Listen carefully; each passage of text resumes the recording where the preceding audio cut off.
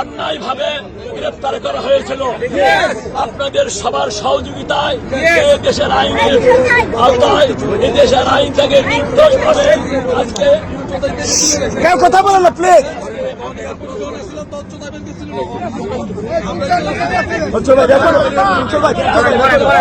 দিয়েছে আমি পক্ষ থেকে জননেত্রী শেখ হাসিনার পক্ষ থেকে আপনাদের ধন্যবাদ সহযোগিতা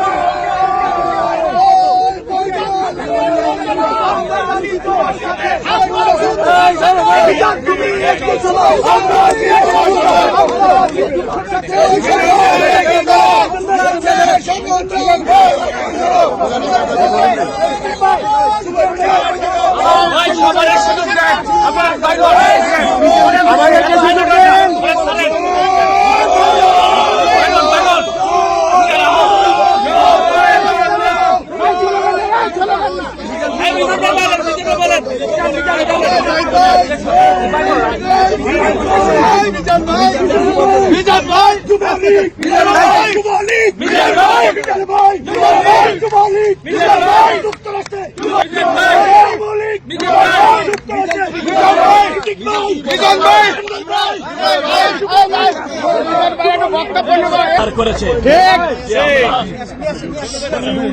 আমরা যেভাবে ডিএফকে বিমানবন্দর আমরা অবরুদ্ধ করেছিলাম তার অনাবদার সোলজার ছিল আমাদের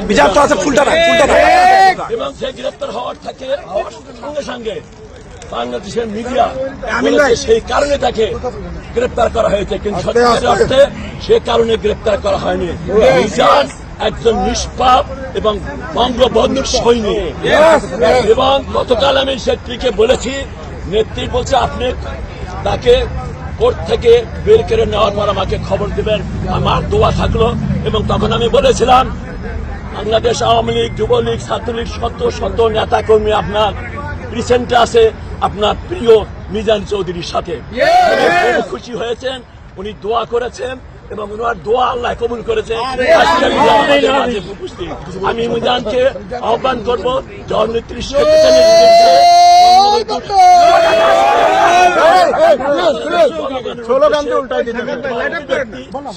সবার সামনে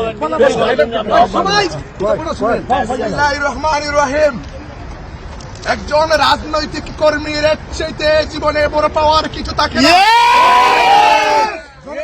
শেখ হাসিনার একজন কর্মী হিসাবে গত 14টি বছর থেকে নিজের জীবন এবং যৌবনের সর্বোচ্চটুকু দিয়ে যুক্তরাষ্ট্র যুবলীগের একজন কর্মী হিসাবে কাজ করে যাচ্ছি। কিন্তু আজকে আপনারা যারা জননেত্রী শেখ হাসিনার নির্দেশে গতকাল রাতে আমি কারাগারে যাওয়ার পর থেকে আপনারা সকলেই না ঘুমে না খেয়ে পরিবার পরিজনকে সময় না দিয়ে কারাগারের বারান্দায় ছিলেন। আপনাদের সবাইকে আমার ব্যক্তিগত পক্ষ থেকে, আমার প্রিয় সংগঠন যুবলীগের পক্ষ থেকে ধন্যবাদ এবং কৃতজ্ঞতা জানাই। সংগ্রামী উপস্থিতি, ইতিমধ্যে আমাদের আওয়ামী লীগের সভাপতি সাহেব বলেছেন আমরা এয়ারপোর্টে যেই ঘটনা ঘটেছিল এই ঘটনার সাথে আমার অ্যারেস্টের কোনো সম্পৃক্ততা নাই।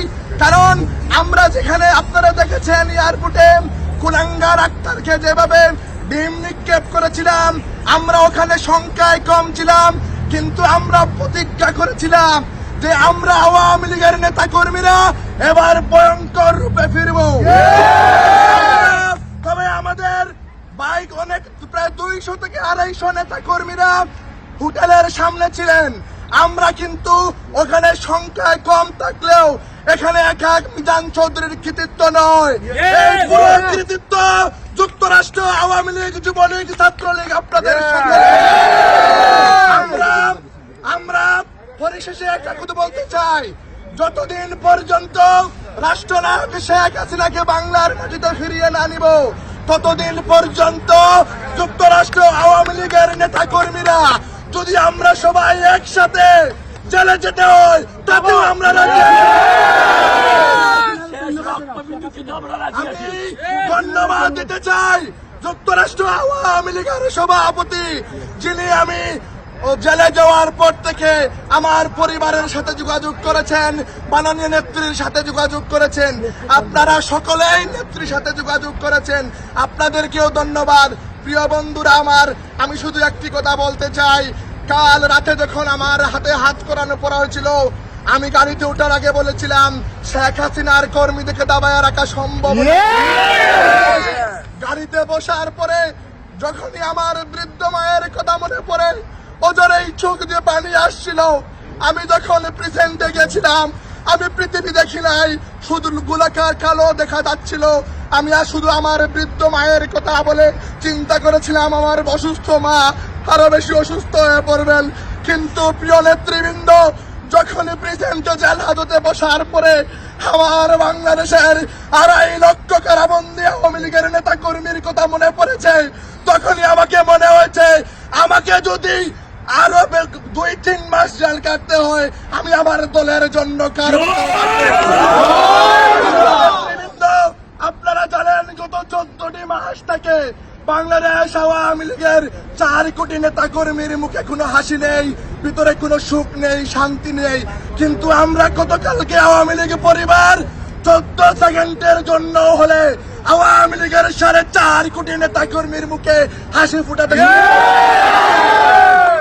নেতৃবৃন্দ, আপনারা জানেন যখনই আমাদের তৃণমূলের নেতা কর্মীরা খুশি হয়েছিল, সাথে সাথে আমাকে ওরা প্ল্যান করে গ্রেফতার করার পরে অনেকেই আপনার সেই হাসি মুখ চলে গেছিল। কিন্তু মাননীয় নেত্রী পরিষ্কার আওয়ামী লীগের নেতৃত্বদেরকে ঘোষণা নির্দেশ দিয়েছিলেন যে আমাদের কর্মী মিজানকে ছাড় করে নিয়ে আসতে হবে। আমি গোটা আওয়ামী লীগ পরিবারের পক্ষ থেকে গণতন্ত্রের মানুষ কন্যা বঙ্গবন্ধুর কন্যা শেখ হাসিনাকে ধন্যবাদ, কৃতজ্ঞতা জানাতে চাই। মাননীয় নেত্রী, আমরা আওয়ামী লীগ পরিবার আজকে 2 হাত তুলে প্রতিজ্ঞা করছি, যতদিন পর্যন্ত আপনাকে বাংলার মাটিতে সসম্মানে নিব না, যতদিন পর্যন্ত বাংলাদেশে আওয়ামী লীগের 4.5 কোটি নেতা কর্মীদেরকে স্বাভাবিক এবং সুস্থ জীবনযাপন ফেরানো সম্ভব হবে না, ততদিন পর্যন্ত আমরা এদেরকে রাজরাস্তায় মোকাবেলা করবো। প্রিয় নেতৃবৃন্দ, আপনারা জানেন আমি অনেক ক্লান্ত, তারপরে এখানে শত শত মুজিব সৈনিকদেরকে দেখার পরে আজকে আমি পরিশেষে একটি রিকোয়েস্ট করতে চাই, মুজিব সৈনিককে দাবায় রাখা সম্ভব নয়। আমরা কালকে একজন মিজান জেল হাজতে গেছি, এখন আমরা সবাই জেল হাজতে রাজি আছি। তাই পরিশেষে আমরা একটা স্লোগান ধরতে চাই, একটাই স্লোগান, সেটা হচ্ছে শেখ হাসিনা। আপনারা ধরতে রাজি আছেন? এই গণতন্ত্রের মানুষ কন্যা কোন নেত্রী আছে? এই একই সাথে পিছন থেকে সবাই বলতে হবে আমাদের কোন নেত্রী আছে? পিছন থেকে বলতে হবে নেত্রী আছে।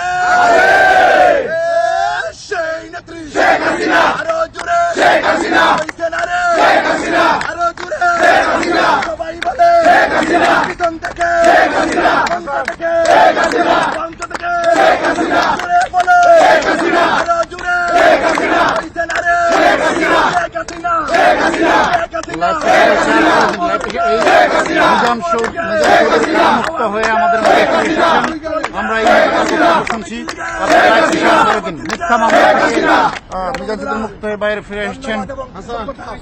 পরিশেষে